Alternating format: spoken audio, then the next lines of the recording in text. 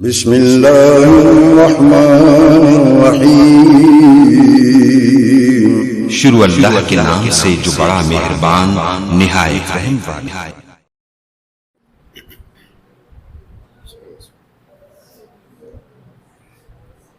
السلام علیکم ورحمۃ اللہ وبرکاتہ۔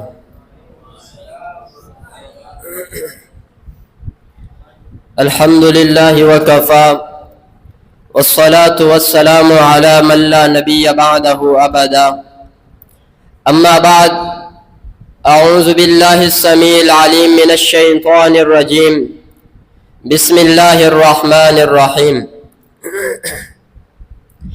النبی اولا بالمؤمنین من انفسہم وازواجہ امہاتہم۔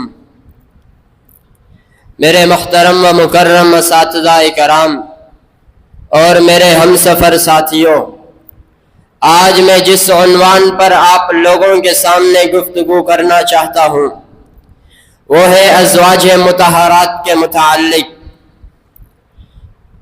اس عنوان پر میں آپ لوگوں کے سامنے چند ایک دلیلیں پیش کروں گا کہ جن سے یہ معلوم ہوگا کہ امت محمدیہ کے اندر، اس پوری امت محمدیہ کے اندر ازواج مطہرات ایک نرالی اور یکتائی روزگار حیثیت کی حامل ہیں۔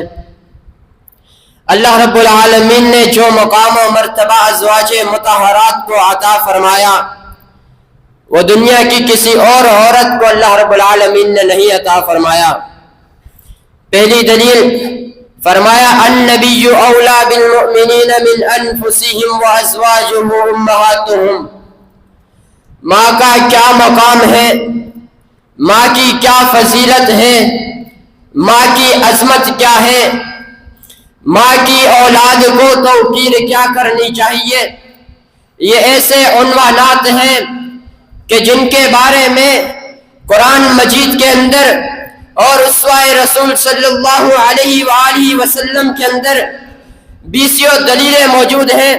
کہیں فرمایا وَبِالْوَالِدَيْنِ إِحْسَانًا، کہیں فرمایا وَلَا تَقُلْ لَهُمَا أُفٍّ وَلَا تَنْهَرْهُمَا وَقُلْ لَهُمَا قَوْلًا كَرِيمًا، تو کہیں فرمایا رَبَّنَا اغْفِرْ لِي وَلِوَالِدَيَّ وَلِلْمُؤْمِنِينَ يَوْمَ يَقُومُ الْحِسَابُ۔ حضرات، ایک نسبی ماں کو اف تک نہیں کہا جا سکتا۔ اس اف کا مطلب کیا ہے؟ اس کا مطلب یہ ہے کہ اپنی سگی ماں کو، حقیقی ماں کو کوئی ایسا جملہ نہ کہا جائے کہ جو اس کے دل پر، جس سے اس کا دل، جس چیز کو اس کا دل برداشت نہ کرے، کوئی ایسا جملہ نہ کہا جائے کہ جس سے اس کے دل پہ کوئی مصیبت پڑے۔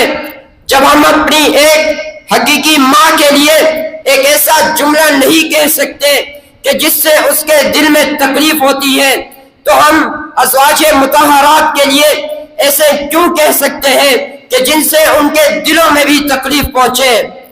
حضرات، یہ تمہاری نسبی مائیں نہیں بلکہ نبی کی نسبت سے تمہاری مائیں ہیں۔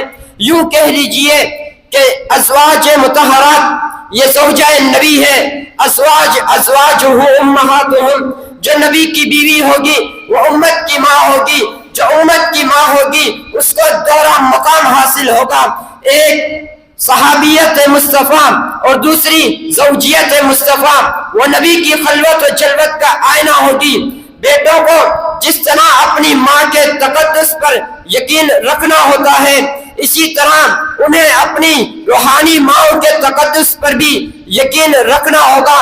جب یہ یقین جم گیا کہ عائشہ میری ماں ہے، جب یہ یقین مکمل ہو گیا کہ خدیجہ میری ماں ہے، جب یہ یقین کامل ہو گیا کہ حفصہ میری ماں ہے، جب یہ یقین مکمل ہو گیا کہ امہات المؤمنین ہم تمام مسلمانوں کی مائیں ہیں، تو یہ یقین بھی جمانا ہوگا کہ جس طرح ازواج مطہرات کو حضور اقدس صلی اللہ علیہ وآلہ وسلم نے پاکیزہ کیا تھا، اسی طرح انہیں پاکیزہ ماننا پڑے گا۔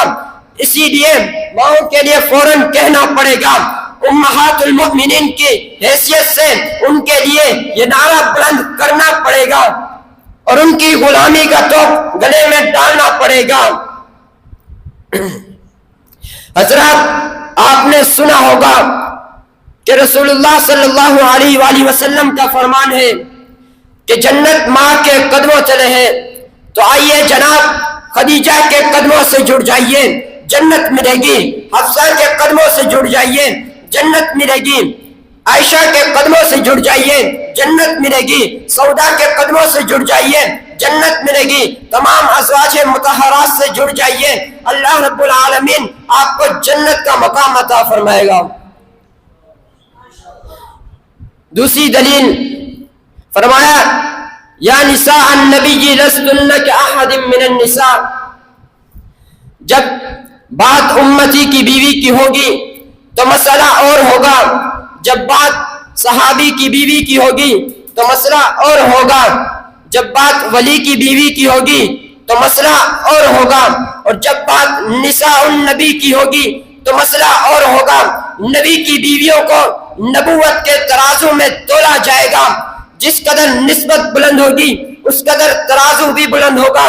شیعہ چاہے جتنی بھی بکواس کر لے، ذاکر چاہے جتنا بھی شور کر لے، مگر رحمان نے فیصلہ سنا دیا ہے، فرمایا لستن کاحد من النساء، جاؤ نہیں برداشت ہوتا، اپنے ہاتھوں کو کاٹو، اپنے منہ پر سیاہی ملو، بدن پر خاک ڈالو، مجھے کیا، میں تو ماؤں کے قدموں سے وابستہ رہوں گا، میں تو ان کے غبار راہ کو اپنی آنکھوں کا سرما بناؤں گا، تمہیں تمہاری سیاہی مبارک ہو، مجھے امہات المؤمنین احسان شناسی مبارک ہو۔